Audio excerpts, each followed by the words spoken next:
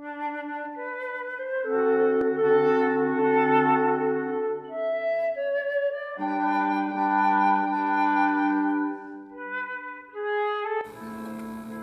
Snail and the Whale. The author writes the words, the illustrator draws the pictures.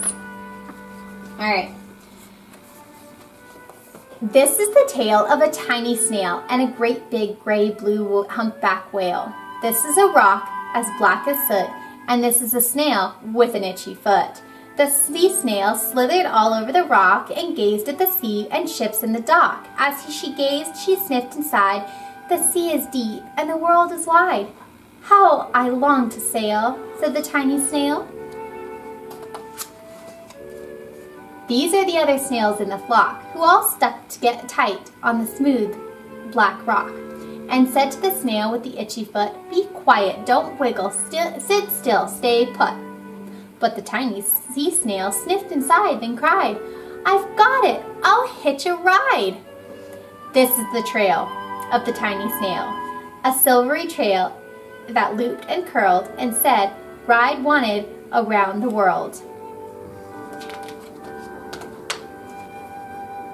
This is the whale who came one night when the tide was high and the stars were bright, a humpback whale immensely long who sang to the snail a wonderful song of shimmering ice, coral caves, and shooting stars and enormous waves. And this is the tale of the humpback whale. He held it out of the starlit sea and said to the snail, "Come sail with me."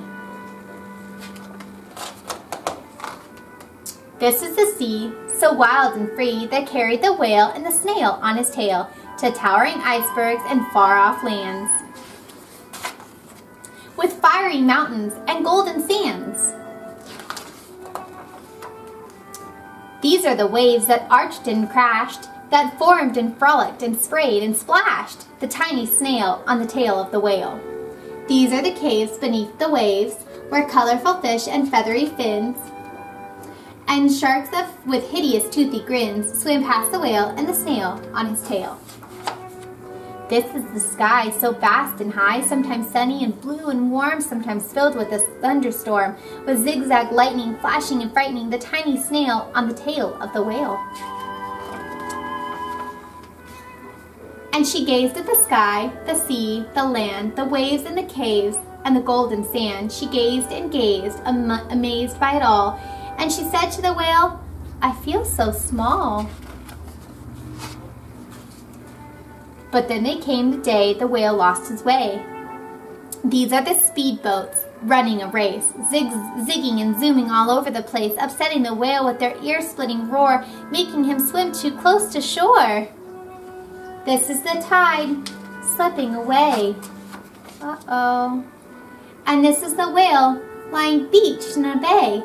"Quick, off the sand, back to sea," cried the snail. "I can't move on land, I'm too big," moaned the whale. The snail felt helpless and terribly small. Then, "I've got it," she cried and started to crawl. "I must not fail," said the tiny snail. This is the bell on the school in the bay, bringing the children in from their play. This is the teacher holding her chalk, telling the class, "Sit straight, don't talk." This is the board as black as soot. And this is the snail with the itchy foot. "A snail, a snail!" The teacher turns pale. "Look," said the children, "it's leaving a trail." This is the trail of the tiny snail. A silvery trail says, "Save the whale."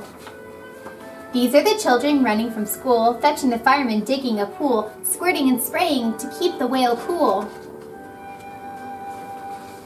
This is the tide coming into the bay, and these are the villagers shouting, "Hooray!" as the whale and the snail travel safely away.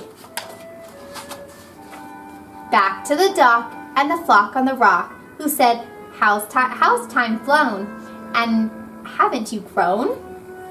And the whale and the snail told their wonderful tale of the shimmering ice and the coral caves and shooting stars in enormous waves, and how the snail, so small and frail, with her looping, curly, silvery trail, saved the life of the humpback whale. Then the humpback whale held out his tail, and on crawled snail after snail after snail.